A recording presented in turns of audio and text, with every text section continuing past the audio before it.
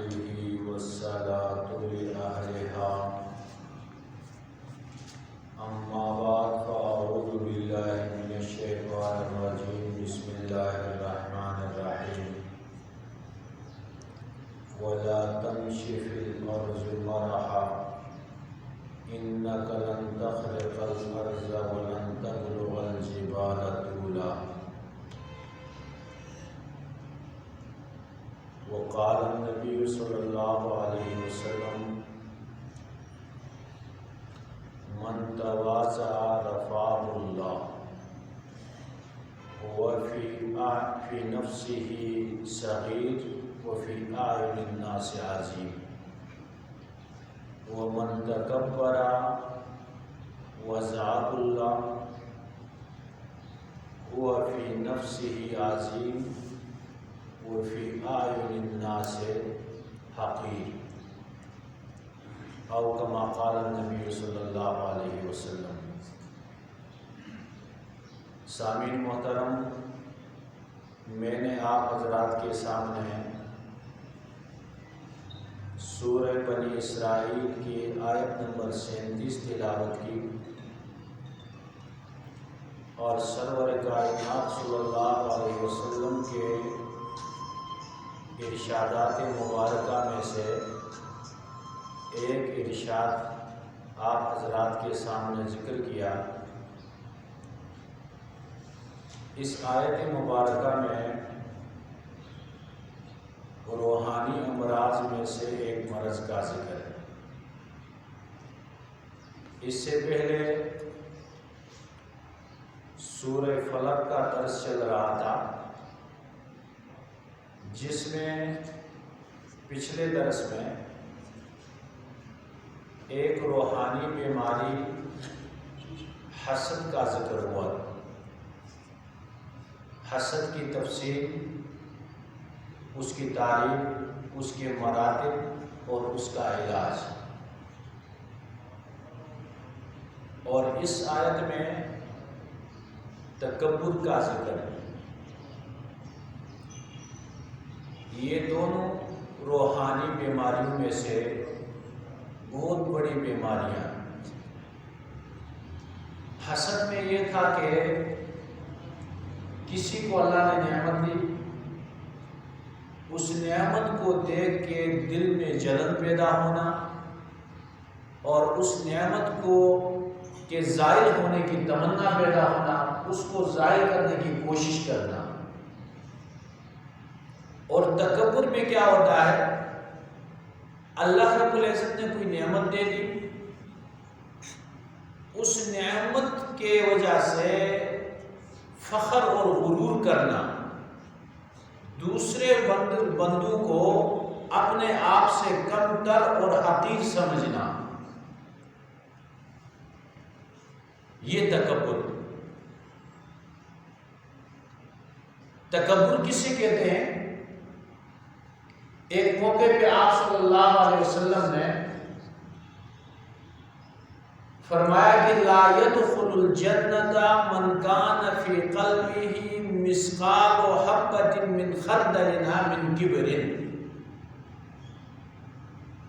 کہ جنت میں داخل نہیں ہوگا ہر وہ شخص جس کے دل میں رائی کے دانے کے برابر بھی تکبر ہو۔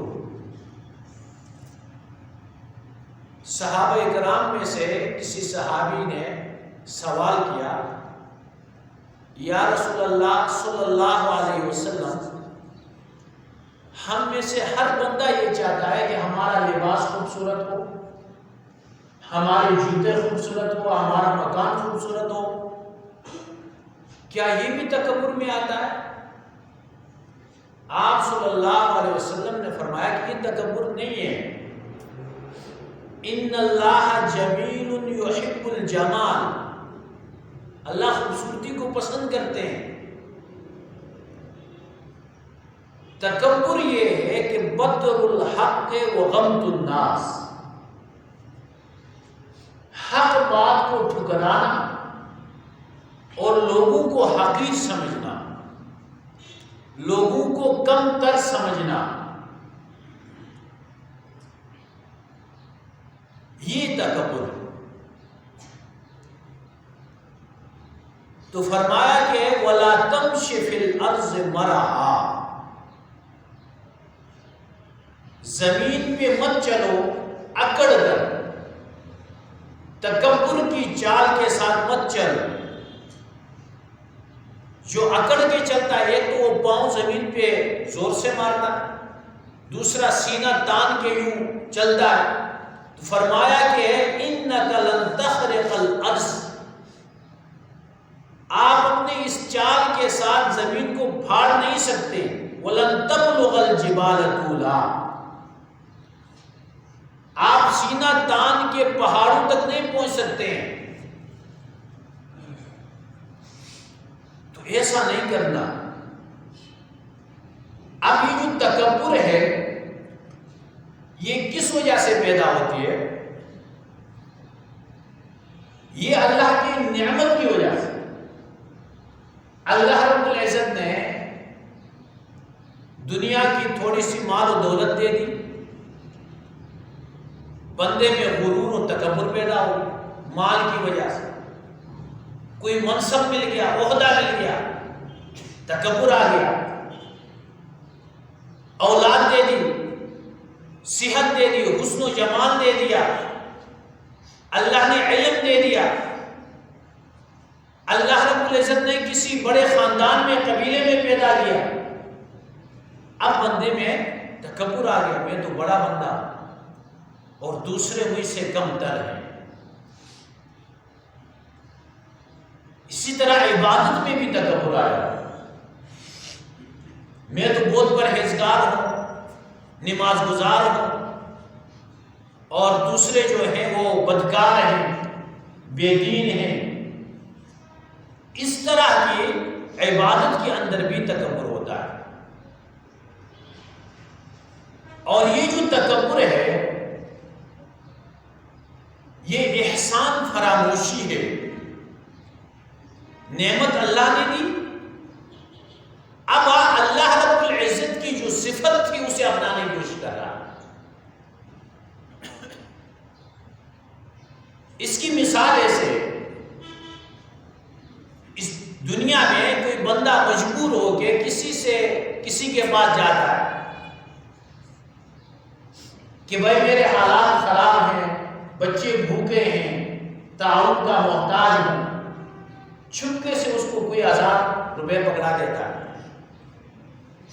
بعد میں ایسا ہو کہ جو سائل تھا اس کے حالات بہتر ہو جائے، اور جو دینے والا تھا اس کی ضرورت پیش ہے، وہ اس کے پاس جاتا ہے اور یہ سمجھتا ہے کہ میں نے اس کے ساتھ تعاون کیا، ابھی یہ بندہ بھی میرے ساتھ تعاون کرے۔ آگے سے وہ کہتا ہے کہ جاؤ، میں تعاون نہیں کر سکتا آپ، تو تکلیف تو ہوگی، دکھ تو اس بات کا ہوگا۔ تو اسی طرح اللہ رب العزت نے انسان کو نعمت سے نوازا، اور وہ اس نعمت کے بدلے میں غرور و تکبر میں مبتلا ہو جاتا ہے۔ تو تکبر انتہائی بری بیماری ہے، اس کو ام الامراض کہا جاتا ہے۔ روحانی بیماریوں کی جڑ ہے یہ تکبر۔ روایات میں آتا ہے آپ صلی اللہ علیہ وسلم نے فرمایا کہ بنی اسرائیل میں ایک بندہ اللہ والا، اللہ کی عبادت میں وہ مصروف، اللہ رب العزت نے اس بندے کو اتنا اعزاز دیا تھا دنیا میں کہ دھوپ میں جب وہ کہیں سفر پہ نکلتا تو اللہ رب العزت بادل لا کر اس کے لیے سایہ کر دیتے،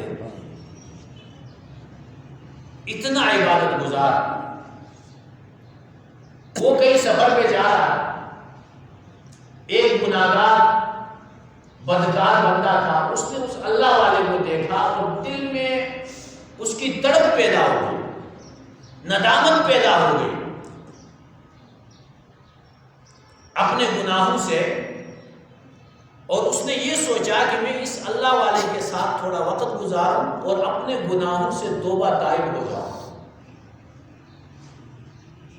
یہ بندہ کہتے ہیں اللہ والے کے پاس گیا اور جا کے اس کے سامنے اپنی درخواست پیش کی کہ میں گناہگار بندہ ہوں، پوری زندگی غفلت میں گزری ہے، میں کچھ عرصہ آپ کے ساتھ رہنا چاہتا ہوں۔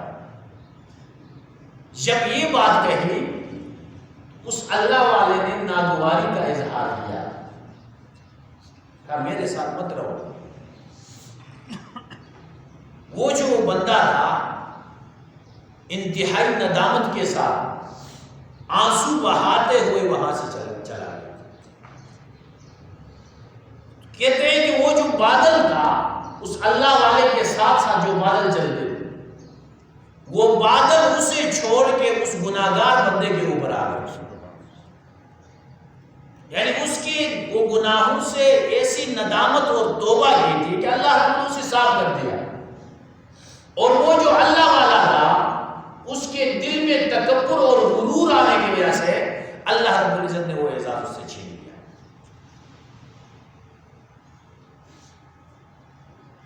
تو تکبر انتہائی مہلک بیماری۔ آپ صلی اللہ علیہ وسلم نے فرمایا من تواضع رفعہ اللہ، جو بندہ عاجزی اور انکساری اپناتا ہے اللہ اسے بلند کر دیتے۔ هو فی نفسہ صغیر وفی اعین الناس عظیم، وہ اپنے آپ کو چھوٹا سمجھتا ہے، کم تر سمجھتا ہے، لیکن لوگوں کے نظروں میں وہ بہت بڑی عظمت والا بن جاتا ہے، لوگوں کے دلوں میں اس کی محبت ہوتی ہے۔ ومن تکبر، اور جو بندہ اپنے آپ کو بڑا سمجھتا ہے، چاہے وہ جس شعبے میں ہو، مال و دولت کی وجہ سے اپنے آپ کو بڑا سمجھتا ہے، عزت و شہرت کے اعتبار سے، خاندان و قبیلے کے اعتبار سے اپنے آپ کو بڑا سمجھتا ہے، دوسرے کو کم تر سمجھتا ہے۔ فرمایا کہ وضعہ اللہ، ایسے بندے کو اللہ رب العزت گرا دیتے ہیں۔ هو فی نفسہ عظیم، وہ اپنے آپ کو بہت بڑا سمجھتا ہے، وہ فی اعین الناس حقیر، اور لوگوں کے نظروں میں وہ ذلیل ہوتا ہے، حقیر ہوتا ہے۔ اور ایک روایت میں آتا ہے هو فی اعین الناس احون من الکلب والخنزیر، ایسا بندہ لوگوں کے نظروں میں کتے اور خنزیر سے بھی بدتر ہے۔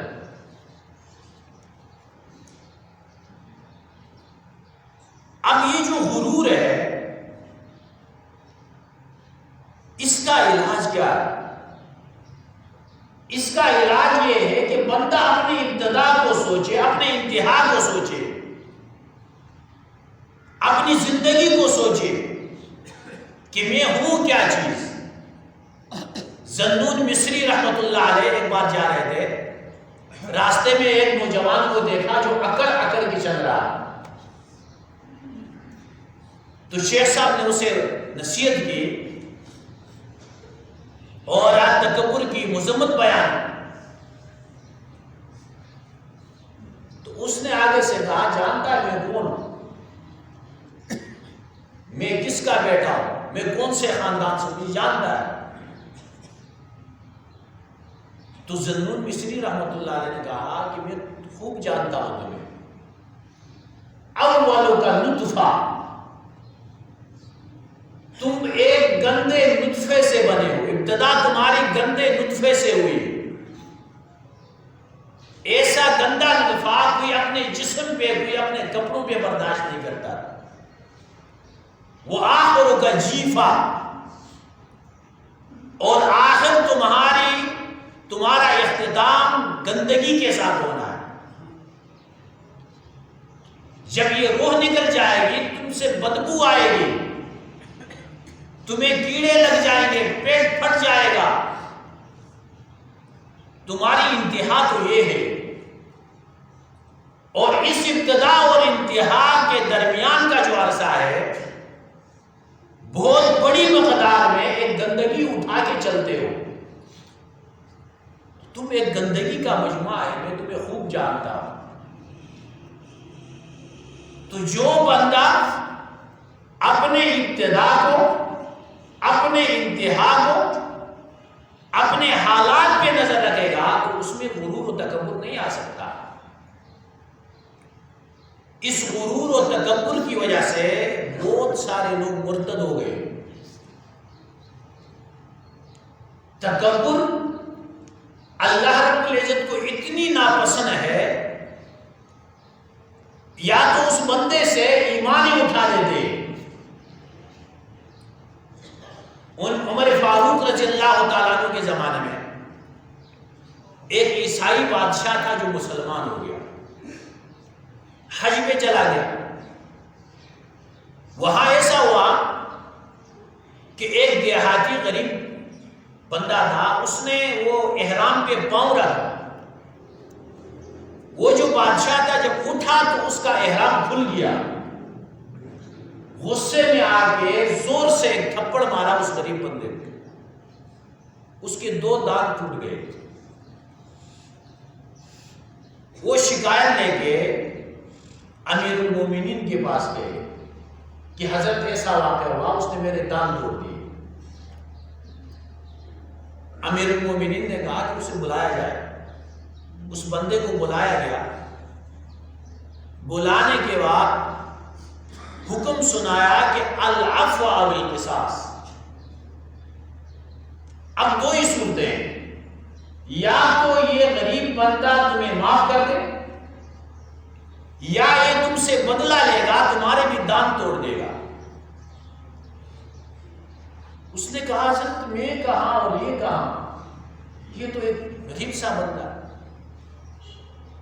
اور میں وقت کا بادشاہ گزرا، یہ میں مجھ سے بدلہ کیسے لے گا؟ عمر فاروق رضی اللہ تعالیٰ عنہ نے کہا کہ حکم یہ، اسلام میں کوئی اونچ نیچ نہیں ہے، کوئی خاندانی تفاضل نہیں ہے، اسلام میں سب برابر ہے۔ اس نے کہا مجھے 1 دن کی مہلت دی جائے، اور راتوں رات وہ مرتد ہو کے بھاگ گیا، اسلام ہی سے پھر گیا۔ اس کی وجہ کیا تھی؟ یہ تکبر تھا، غرور تھا۔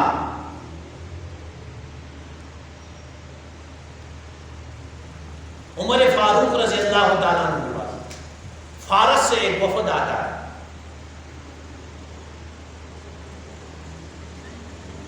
امیر المومنین ہے، فارس اس وقت سپر پاور، ایک بہت بڑی حکومت تھی۔ امیر المومنین سے ملنے کے لیے مدینے میں آ گئے۔ مدینے میں آ کے پوچھتے ہیں کہ تمہارا امیر المومنین کدھر؟ تو لوگوں نے کہا وہ جو بیٹھے ہوئے ہیں، مٹی کے اوپر بیٹھے ہوئے، کپڑوں پہ پیول لگے ہوئے ہیں، جوتے پھٹے ہوئے ہیں۔ وہ انتہائی حیران ہو گئے، یہ پورے ملک کے صدر ہیں اور ایسے پڑے ہوئے ہیں، ہم تو سمجھ رہے تھے اس کے ساتھ گارڈ ہوں گے، پولیس ہوگی، فوج ہوگی، ساتھ تاج ہوگا اس کے سر پہ۔ کہا یہ کیا کر رہے ہیں آپ مٹی پہ بیٹھے ہوئے؟ عمر فاروق رضی اللہ تعالیٰ عنہ نے کہا ابھی تو میرے ایک طرف مٹی ہے، کچھ عرصے بعد میرے تمام اطراف پہ مٹی ہی مٹی ہوگی، دائیں بائیں اوپر نیچے آگے پیچھے سب مٹی ہونے والی ہے، اور میری ابتدا گندگی سے انتہا گندگی پہ تو مجھے غرور و تکبر کس بات؟ تو یہ تھا ان میں تواضع، اللہ نے مقام دیا۔ تو اس بیماری کے مزید جو نقصانات ہیں روایات کی روشنی میں، وہ انشاءاللہ آئندہ درس میں بیان کیے جائیں گے۔ اللہ رب العزت ہمیں قرآن کو سمجھ کے عمل کی توفیق عطا فرمائے۔